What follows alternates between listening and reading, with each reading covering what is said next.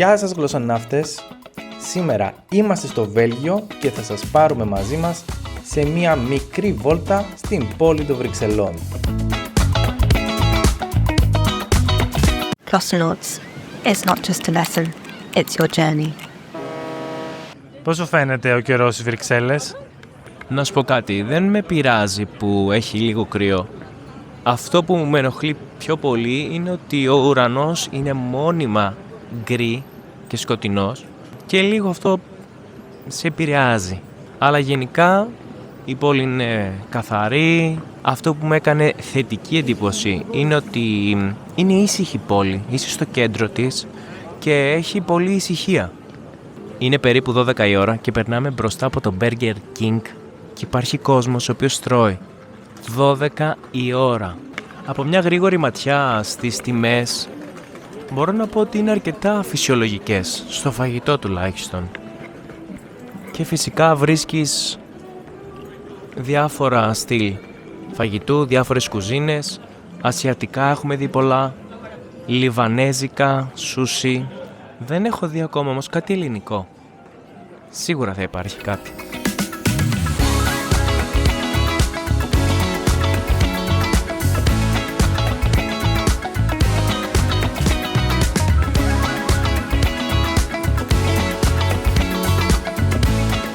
Και ακριβώς από πίσω μου βλέπεις τον Χρυσό των Βρυξελών. Παιδιά, θα μάθουμε μια λέξη τώρα, καινούρια. Η λέξη γλυκατζής ή γλυκατζού αν είναι γυναίκα. Γλυκατζής είναι αυτός που του αρέσουν πάρα πολύ τα γλυκά. Ένας από αυτούς είμαι κι εγώ. Σίγουρα θα δοκιμάσω όσα πιο πολλά γλυκά μπορώ εδώ πέρα και σοκολάτες. Αυτό δεν θα πάει καλά.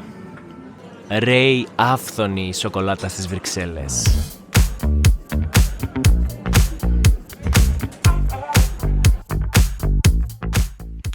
Το Βέλγιο παράγει πάνω από 220.000 τόνους σοκολάτας τον χρόνο και έχει πάνω από 2.000 τεχνίτες σοκολάτας. Κατά μέσο όρο, κάθε Βέλγος καταναλώνει περίπου 6 κιλά σοκολάτας κάθε χρόνο. Όπως βλέπετε, ο Κώστας ψώνισε μερικά πράγματα. Ήρθε η ώρα να δοκιμάσουμε βελγική σοκολάτα. Το στομάχι μου δεν είναι πολύ καλά σήμερα. Πολύ καλό. Πριν από λίγο σου έμαθα τι σημαίνει η λέξη γλυκατζής. Τώρα θα δεις στην πράξη έναν γλυκατζή να καταβροχθίζει μία βάφλα. Πάμε να δοκιμάσουμε.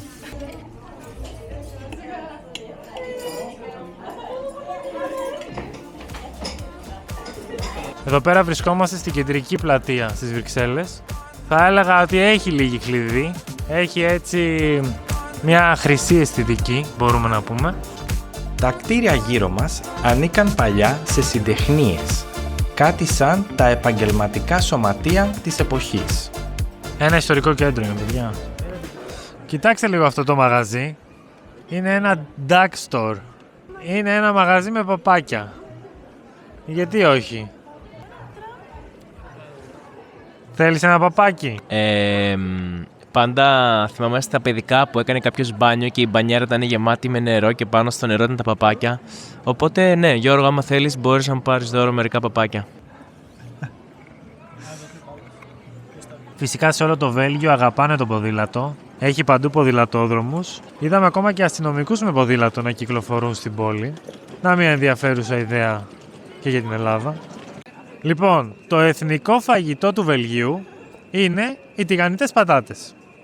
Προσωπικά συμφωνώ. Γιατί όχι οι τηγανιτές πατάτες? Αρέσουν σε όλους. Αλλά, ρε παιδιά, μήπως η ουρά είναι λίγο μεγάλη για τηγανιτές πατάτες? Η λέξη ουρά έχει δύο σημασίες. Μπορεί να σημαίνει την ουρά, τη σειρά δηλαδή που περιμένει στο μαγαζί. Μπορεί όμως να σημαίνει και την ουρά του σκύλου. Γιατί βλέπεις, είναι στο τέλος του σκύλου. Θα περίμενες όλη αυτή την ουρά για να φας τηγανιτές πατάτες? Εγώ όχι. Αν θέλετε και εσείς να βελτιώσετε τα ελληνικά σας, μπορείτε να γίνετε μέλη της κοινότητας των Glossonauts. Προσφέρουμε online ιδιαίτερα μαθήματα αλλά και ομάδες συζήτησης, speaking groups, για να εξασκείτε τα ελληνικά σας στην πράξη. Και φυσικά έχουμε μια φοβερή online κοινότητα μαθητών από όλο τον κόσμο.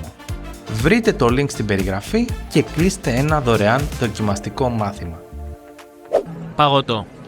Ένα γλυκό που το τρώμε όλο το χρόνο ή όχι? Εξαρτάται. Στην Ελλάδα και στην Ιταλία παγωτό τρώμε μόνο το καλοκαίρι και γενικά όταν έχει ζέστη. Στη Βόρεια Ευρώπη όμως, όπως εδώ που είμαστε τώρα, το παγωτό τρώγεται όλο το χρόνο. Τώρα περπατάμε στο εμπορικό δρόμο στις Βρυξέλλες. Γύρω-γύρω υπάρχουν μεγάλα καταστήματα. Φυσικά έχει πάρα πολύ κόσμο. Ρίξτε λίγο μια ματιά. Μπορείς να βρεις από επώνυμες μάρκες μέχρι μικρότερα μαγαζιά. Όλα όμως έχουν έτσι μια πιο premium αίσθηση. Ο Κώστας μπήκε σε 2-3. Πώς το βλέπετε, είναι στυλάτος? Βαθμολογήστε από το 1 μέχρι το 10 κάτω στα σχόλια.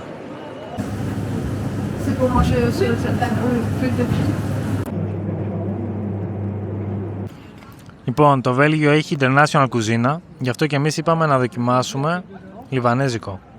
Η λιβανέζικη κουζίνα μοιάζει με την ελληνική, έχει παρόμοιες γεύσεις και αυτό μας είπε και η γυναίκα που δούλευε στο κατάστημα.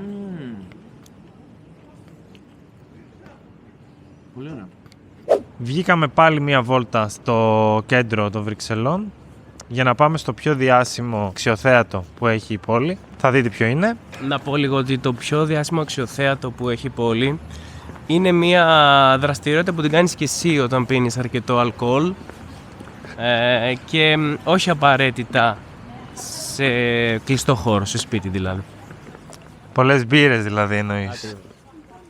Και για να δούμε τι μπορεί να είναι. Λοιπόν, τώρα είμαστε στο κέντρο και θέλω να σας δείξω αυτόν εδώ το δρόμο που ανεπίσημα λέγεται Pita Street. Μπορείτε να φανταστείτε γιατί? Πάνε και μετά λίγο Μόλις στάσαμε στο σημαντικό αξιοθέατο των Βρυξελών και πάμε να το δούμε πιο αναλυτικά μαζί. Το άγαλμα ονομάζεται Mannequin Peace, που στα φλαμανδικά σημαίνει ο μικρός που κατουράει. Βρίσκεται στο κέντρο των Βρυξελών και πρόκειτο για ένα μπρούτζινο άγαλμα περίπου 55 εκατοστά σε ύψος. Η προέλευση του σημερινού αγάλματος χρονολογείται στο έτος 1619. Οι πρώτες αναφορές για τη φιγούρα αυτή χρονολογούνται ήδη από το μέσα του 15ου αιώνα. Υπάρχουν πολλές θρυλικές ιστορίες γύρω από το άγαλμα. Ένας μύθος λέει πως ένα μικρό αγόρι έσβησε με τα ούρα του μία μολυσμένη πυροδότηση εχθρικών δυνάμεων και έτσι έσωσε την πόλη. Αποφασίσαμε με τον Κώστα να μετακομίσουμε τα γραφεία μας. Τώρα βλέπετε τα καινούργια μας γραφεία.